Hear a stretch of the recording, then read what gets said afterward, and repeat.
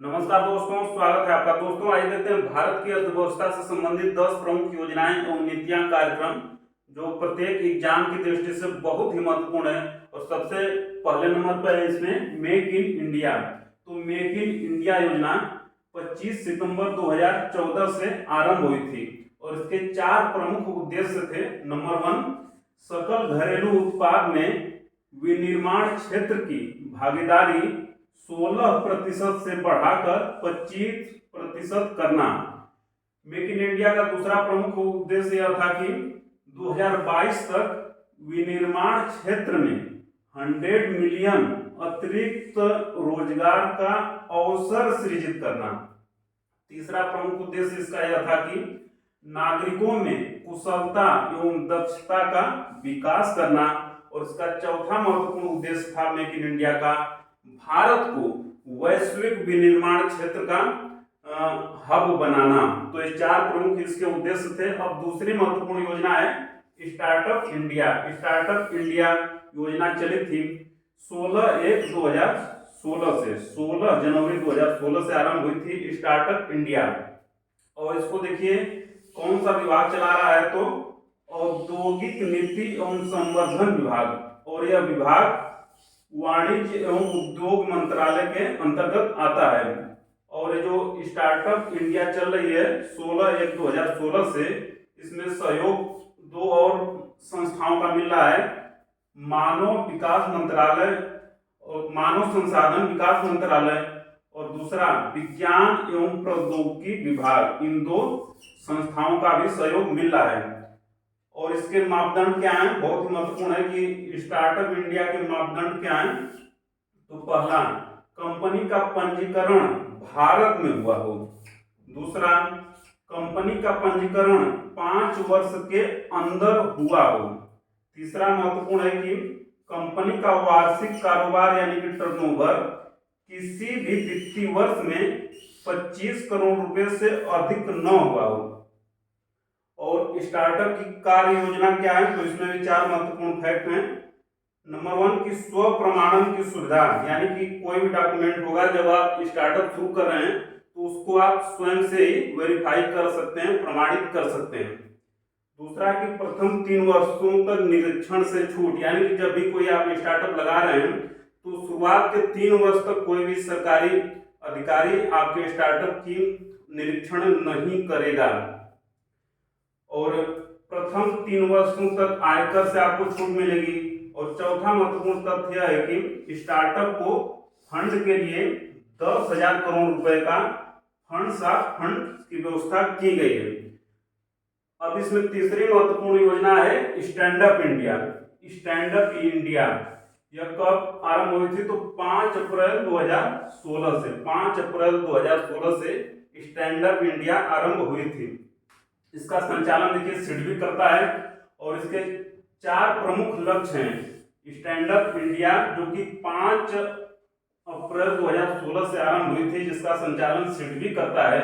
इसके 4 प्रमुख लक्ष्य या उद्देश्य हैं। तो नंबर 1, देश के सभी वाणिज्यिक बैंक की प्रत्येक शाखा से न्यूनतम एक एससी, एसटी या वुमेन को 10 लाख रुपए से लेकर 1 करोड़ रुपए तक का ऋण किसी नए उद्योग की स्थापना हेतु उपलब्ध कराना पहला लक्ष्य है। स्टैंड अप इंडिया का दूसरा लक्ष्य यह है कि योजना के सिडबी द्वारा 10,000 करोड़ रुपए का पुनर्वित्त खिड़की उपलब्ध कराया जाएगा। इसकी विशेषता है। और इसका तीसरा लक्ष्य है यह कि यह ऋण केवल नई परियोजनाओं के लिए ही प्रदान किया जाएगा।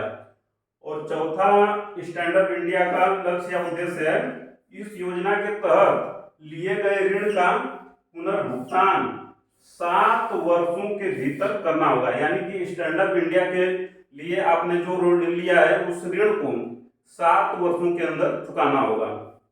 अब देखते हैं अगली चौथी महत्वपूर्ण योजना है प्रधानमंत्री कौशल विकास योजना। यह कब आरंभ हुई थी, तो 15 जुलाई 2015 को आरंभ हुई थी।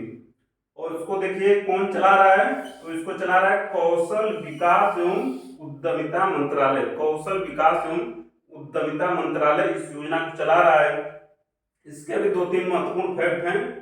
तो पहला कि 10वीं तथा 12वीं की पढ़ाई के बीच में छोड़ने वाले छात्रों को, यानी कि जो स्टूडेंट 10वीं और 12वीं को पढ़ाई बीच में छोड़ दे रहे हैं, तो इन छात्रों को प्रशिक्षित करने पर विशेष ध्यान दिया जाएगा। प्रधानमंत्री कौशल योजना की दूसरी महत्वपूर्ण विशेषता यह है कि प्रत्येक प्रशिक्षु को औसतन 8,000 रुपए का आर्थिक सहयोग प्रदान किया जाएगा। इसकी तीसरी प्रमुख विशेषता यह है कि कौशल विकास का लक्ष्य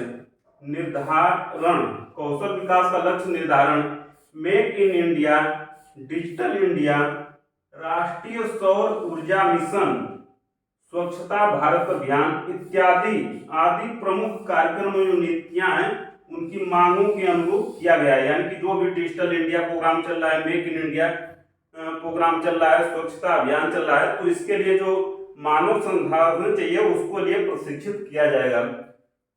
तो यह थी प्रधानमंत्री कौशल विकास योजना जो आरंभ हुई थी 15 जुलाई 2015 को।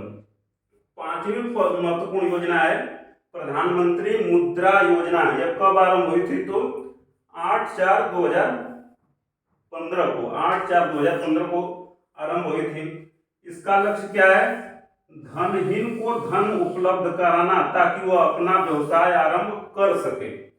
और इसमें जो सूक्ष्म संस्थाओं को 3 श्रेणियों में विभाजित किया गया है। नंबर 1 शिशु उद्योग। शिशु उद्योग में कितने? तो 50,000 तक का ऋण इसमें प्रदान किया जाएगा।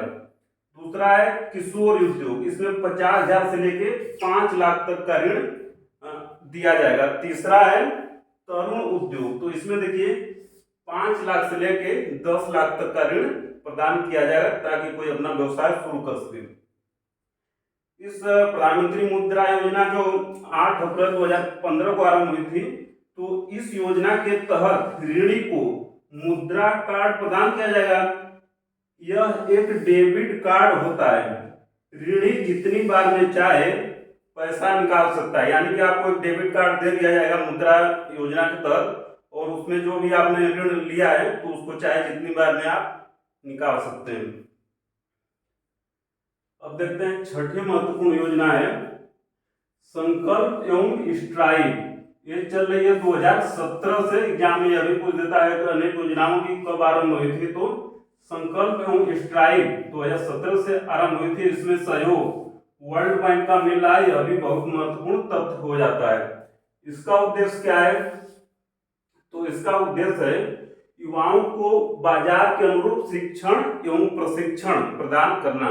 युवाओं को बाजार के अनुरूप शिक्षण एवं प्रशिक्षण प्रदान करना इस संकल्प एवं स्ट्राइव का उद्देश्य है, जो कि 2017 से आरंभ हुई थी। सहयोग वर्ल्ड बैंक का मिल रहा है इसे। 7वीं महत्वपूर्ण योजना है अटल नवाचार मिशन एवं सेतु। यह कब आरंभ हुई थी? तो 2016 से योजना आरंभ हुई है। इसका उद्देश्य क्या है? तो अटल नवाचार मिशन एवं सेतु का उद्देश्य है छात्रों में नवाचार की प्रवृत्ति का विकास करना। छात्रों में इनोवेशन का माइंडसेट आए उसका विकास करना इस योजना का उद्देश्य है। अब देखिए अर्थव्यवस्था संबंधित 8वीं प्रमुख योजना है प्रधानमंत्री जन धन योजना। यह कब चलाई गई थी? तो 8/4/2015 से, यानी कि 8 अप्रैल 2015 से प्रधानमंत्री जन धन योजना आरंभ हुई है, चल रही है। इसका उद्देश्य क्या है? तो इसका उद्देश्य है समाज के वंचित एवं कमजोर वर्ग को बैंकिंग सुविधाओं से जोड़ना। अब 9वीं योजना देखते हैं प्रधानमंत्री स्वनिधि योजना। यह कब आरंभ हुई है? 1 जून 2020 से आरंभ हुई है प्रधानमंत्री स्वनिधि योजना। इसका उद्देश्य क्या है कि स्ट्रीट वेंडर, यानी कि जो फुटपाथ पे लोग रेहड़ी लगाते हैं, तो स्ट्रीट वेंडर को अपना व्यवसाय बढ़ाने हेतु 10,000 करोड़ रुपए तक का ऋण प्रदान करना। 10,000 रुपए तक का ऋण प्रदान करना स्ट्रीट वेंडर्स को। अब 10वीं महत्वपूर्ण योजना है राष्ट्रीय इस्पात नीति 2017। एग्जाम की दृष्टि से बहुत महत्वपूर्ण है। सबसे महत्वपूर्ण तो ये किस वर्ष की है? 2017 की है। इसमें 3 प्रमुख बातें हैं। नंबर 1 की 2030-31 तक 30 मिलियन टन 300 मिलियन टन इस्पात उत्पादन का लक्ष्य प्राप्त करना है। 2030-2031 तक इस्पात की प्रति व्यक्ति खपत वर्तमान 61 किलोग्राम से बढ़ाकर 160 किलोग्राम करना। राष्ट्रीय इस्पात नीति 2017 की तीसरी प्रमुख विशेषता है, लक्ष्य है 2030-2031 तक भारतीय इस्पात उद्योग में 10 लाख करोड़ रुपए का अतिरिक्त निवेश प्राप्त करना। 10 लाख करोड़ रुपए का अतिरिक्त निवेश प्राप्त करना कब तक? 2030-2031 तक। भारतीय राष्ट्रीय इस्पात नीति 2017 तीन महत्वपूर्ण उद्देश्य। तो दोस्तों मिलते हैं जल्दी अगली वीडियो में। तब तक वीडियो को अंत तक देखने के लिए, लाइक शेयर कमेंट और सब्सक्राइब करने के लिए आपका प्रेम पूर्वक बहुत बहुत धन्यवाद दोस्तों, बहुत बहुत धन्यवाद।